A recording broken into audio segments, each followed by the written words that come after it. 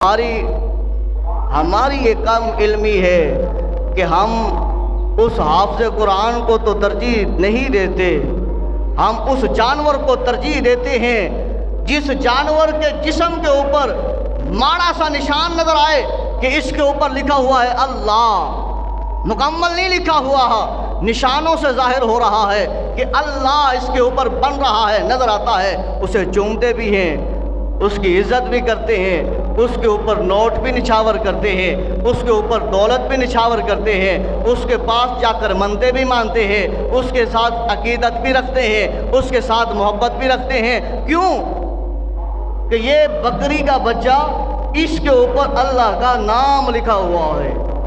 नज़र कैसे आएगा कि टुकड़ों से नज़र आ रहा है, थोड़ा सा निशान ऐसे बन रहा है, थोड़ा सा ऐसे बन रहा है, थोड़ी सी अलिफ ऐसी हो रही है, थोड़ी सी दरमियान में लाम निकली खड़ी है, बस ये अल्लाह लिखा हुआ है। तो ये ताज़ीमन है। उस बकरे के, आम बकरे जैसा जो बकरा है, उसकी कीमत 5000 है, जिसके ऊपर ये नाम थोड़ा सा लिखा हुआ नज़र आ रहा है, वो लाखों से भी ज़्यादा पड़ रहा है। तो हमें सोचना होगा कि उसका मामला ये है। और जिसने पूरा कुरान हिफ्ज़ किया हुआ है, जिसके सीने में पूरा कुरान है, जब वो चले तो हम कहें कि ये मौलवी जा रहा है, हम तमस्सर उड़ाएं, हम मजाक करें, हम ताज्जुब की निगाहों से देखें, तो हमें फिर क्या मिलेगा?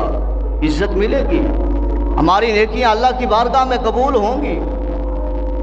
नहीं, ऐसा नहीं है, बिल्कुल नहीं है। महबूब अलैहिस्सलातु वस्सलाम ने फरमाया, खैरुकुम मन तअल्लमल कुरान व अल्लमहु, फरमाया तुम में से बेहतरीन वो शख्स है जो कुरान पढ़ता है और पढ़ाता है।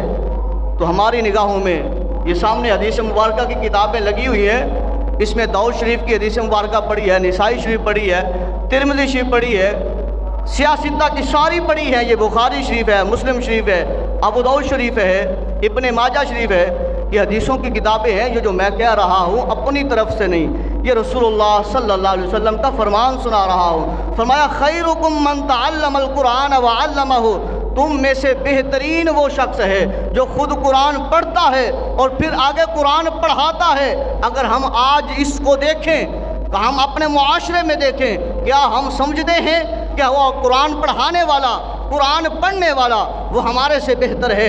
अगर हम समझते हैं तो फिर हम ठीक हैं। अगर हम उसको इज़्ज़त की निगाह से नहीं देखते, हम उसे एक आम नौकर की निगाह से देखते हैं, खादिम की निगाह से देखते हैं, तो सोचना होगा हम अल्लाह के कुरान से मुंह मोड़ रहे हैं, नबी के फरमान से मुंह मोड़ रहे हैं, या कि हम अपनी अना पर खड़े हैं, कुरान को भी पीट कर रहे हैं अपनी अना पर, और अल्लाह के महबूब के फरमान को भी पीट कर रहे हैं अपनी अना पर। जब हम अपनी अना पर अल्लाह और उसके रसूल के फरमान को पीट करेंगे तो खुदा की कसम हमें दुनिया में भी जिल्लत उठानी पड़ेगी, और कब्र में भी जिल्लत का सामना करना पड़ेगा, और हशर के दिन भी जिल्लत का सामना करना होगा।